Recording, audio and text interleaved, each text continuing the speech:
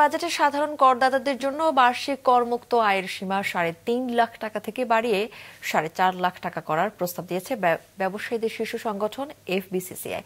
সকালে জাতীয় রাজস্ব বোর্ডের পরামর্শ কমিটির ৪৫তম সভায় এমন প্রস্তাব দেওয়া হয়।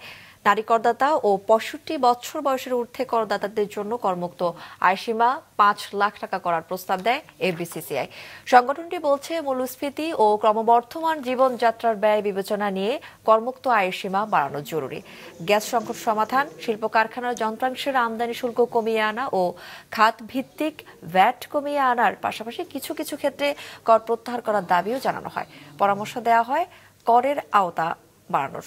এ সময় অর্থ উপদেষ্টা বলেন, রাজস্ব আদায়ের চাপের মধ্যে আছে সরকার। এমন অবস্থায় রেয়াত কিংবা প্রণোদনা চাইলে যথাযথভাবে রাজস্ব দিতে হবে সবাইকে।